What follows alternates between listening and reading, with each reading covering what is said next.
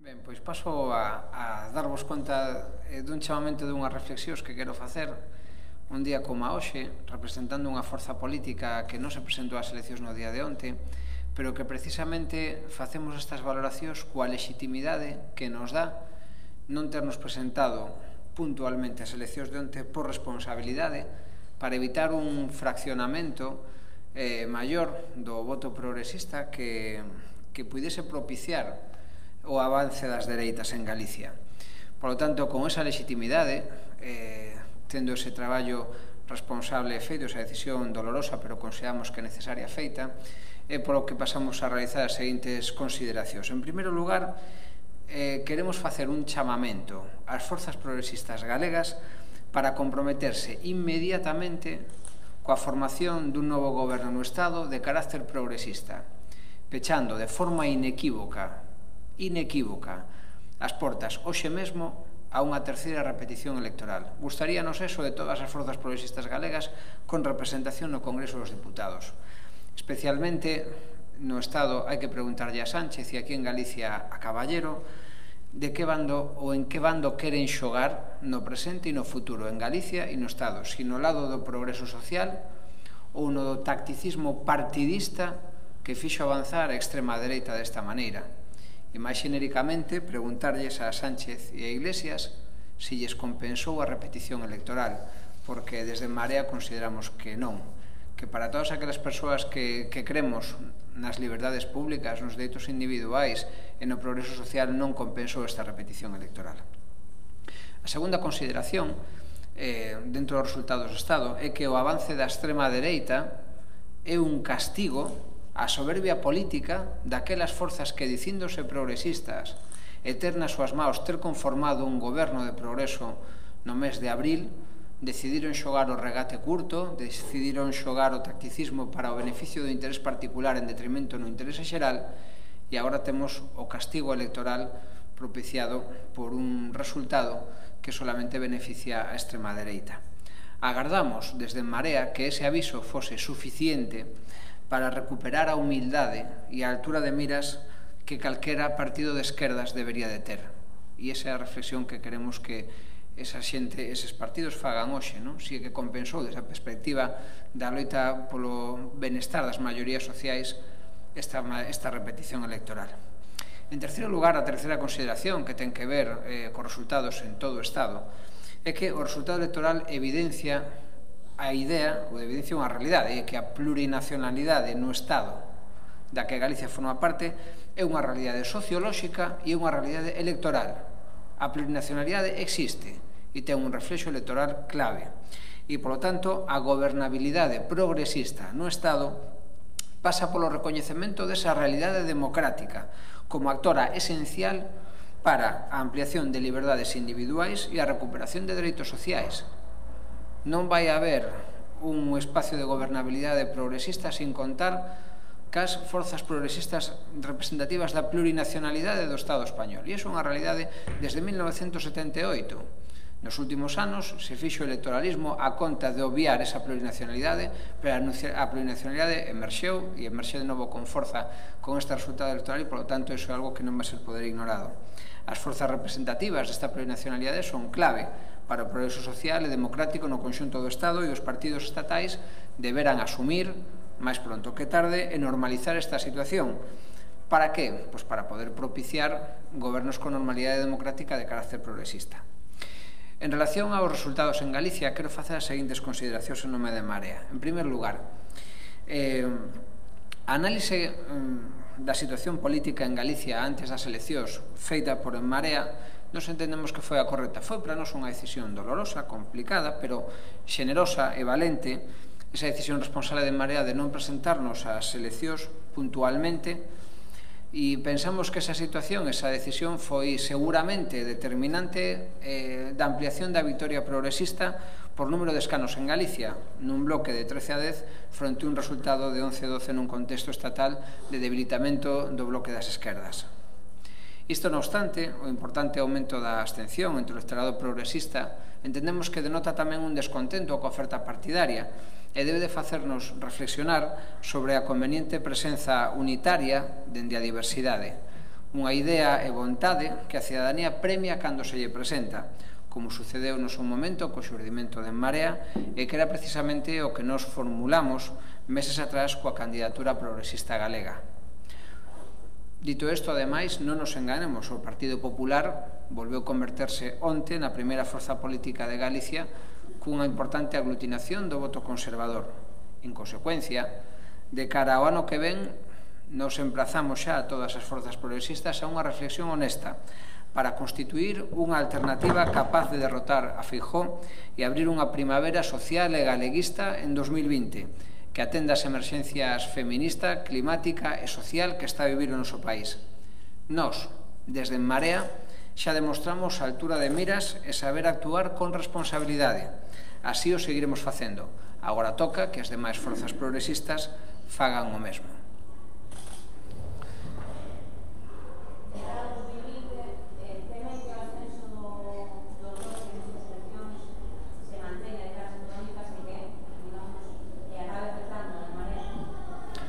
Nos entendemos que o resultado electoral de onte nas distintas forzas progresistas veu condicionado pola nosa non concorrencia electoral. Pero esa decisión foi estrictamente puntual ante unha situación de emerxencia na que consideramos imprescindible ser xenerosos e xenerosas para non prexudicar a maior presenza das forzas progresistas, pero desde logo a decisión política de En Marea é ser un actor político relevante no panorama electoral e, polo tanto, concorrer ás eleccións.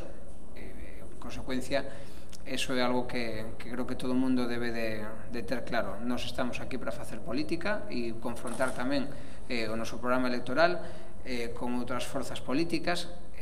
Sí que dixemos que nos pensamos que era posible acadar acordos con outras forzas que as que tiñamos moitos puntos en común, e non solamente con relación ao BNG, sino con outras forzas políticas. E, polo tanto, nos pensamos que esa reflexión de cara a 2020, onde a dereita galega vimos onte xa un escenario de reconfiguración e de reaglutinamento de voto, debe facernos reflexionar si sobre un extremo fraccionamento das forzas progresistas fronte a unha dereita unida non vai a facernos perder unha oportunidade e unha necesidade histórica de darlle un rumbo en clave galeguista e de progreso social ao goberno galego, non? Por lo tanto, nós vamos a estar aí. Nós xa demostramos que tiñamos vontade de estar aí. Además, lle demostramos a todo o mundo. E, ademais de demostralo, fomos consecuentes hasta o final, hasta o extremo, facendo o máis doloroso que pode facer unha organización política, que é decidir non presentarse a cambio de nada.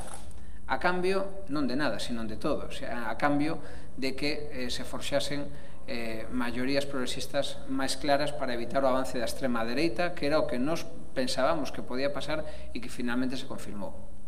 Está contento con o resultado general? Eu estou contento co feito de que as forzas progresistas galegas fosen maioritarias nas circunscripcións galegas.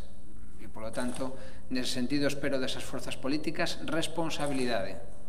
Unha responsabilidade que non tuveron no mes de abril e que espero que teñan agora a partir de novembro e que non nos aboquen a unha repetición electoral. Creo que a mensaxe foi clara por parte do electorado e tamén a advertencia de castigo ás forzas, particularmente ao Partido Socialista e a Podemos, que se deixaron tamén en Galicia casi 200.000 votos, foron determinantes do que pensa a cidadanía de facerlle repetir as eleccións, non? Por lo tanto, agora, quen ten a responsabilidade porque ten a confianza electoral que propicien a constitución dun novo goberno de carácter progresista de forma inmediata e de cara ás eleccións do ano que ven, cooperación, que ninguén pense que en solitario vai a cadar unha alternativa suficiente ao Partido Popular.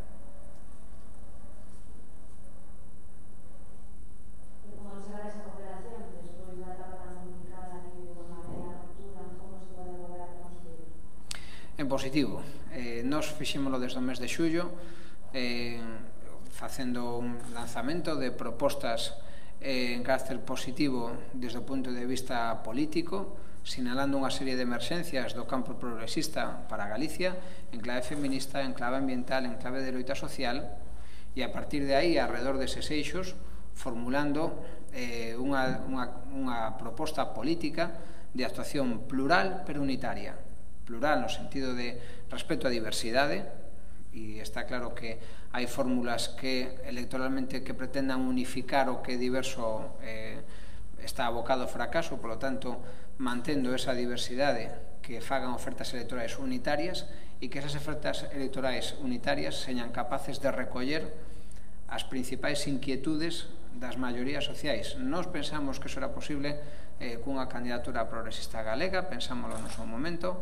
Nós pensamos que agora o conxunto das forzas políticas progresistas de Galicia teñen que facer esa mesma reflexión, teñen que facer unha reflexión honesta sobre cal é o mellor camiño para propiciar unha maioría electoral, porque a maioría social xa sabemos que existe de carácter progresista en Galicia e, polo tanto, que a partir desa reflexión unha cooperación na que todos gañemos, porque gaña a sociedade galega ca ampliación de liberdades, ca ampliación de dereitos, ca ampliación de oportunidades para vivir maior, en definitiva.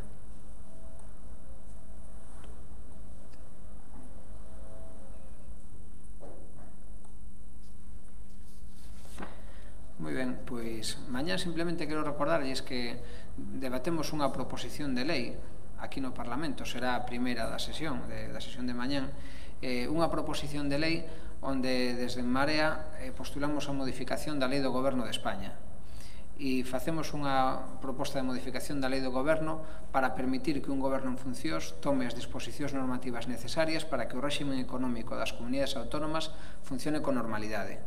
Nós queremos poñer fin á chantaxe a que o Partido Popular e o Partido Socialista someteron a cidadanía nos meses anteriores amenazando con repetición electoral no caso de que non se apoiase ou non se deixase de apoiar a Constitución de Goberno.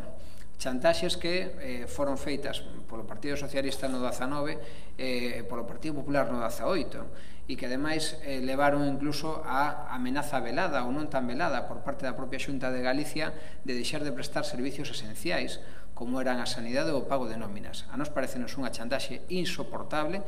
Nos pensamos que o Estado das autonomías non pode deixar de funcionar porque non haxa goberno do Estado, porque a situación de goberno en funcións cada vez é máis frecuente. Vímolo nos últimos 4 anos e quen sabe o que nos queda por ver nos vindeiros meses. Por lo tanto, nos facemos unha proposta que é equitativa, que é xusta, que beneficia a todo o mundo por igual e que o que fai é permitir que o goberno en funcións dicte as disposicións necesarias para que o Estado das autonomías funcione con normalidade. Por lo tanto, se atenda a sanidade, a educación, a dependencia, a promoción do emprego, sin necesidade de que haxa goberno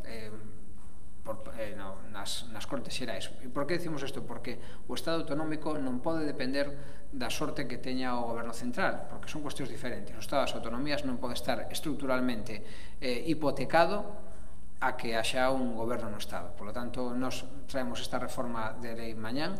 Todos os partidos políticos en Galicia no seu momento amosaron algunha posición, algúns que se había que deixar gobernar unha forza, outros que se había que deixar gobernar a outra, outros que se había que ir aos tribunais. Ben, nós ofrecemos unha solución estructural e que é neutra. Neutra significa que non beneficia nem prexudica a ninguén, que é a mesma solución para todas as situacións.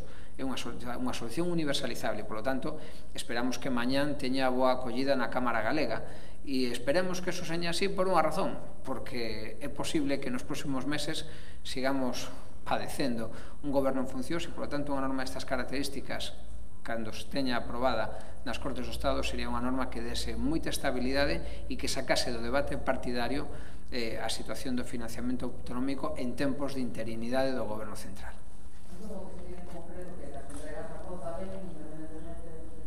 Efectivamente, sí, o que facemos é, creo que no artigo 24 da Lei do Goberno de España, apoderar o goberno en funcións para dictar as disposicións normativas necesarias para que tanto as entregas de conta como o resto de cantidades, no seu caso adevedadas como consecuencia do funcionamento normal, as transferencias debidas, non?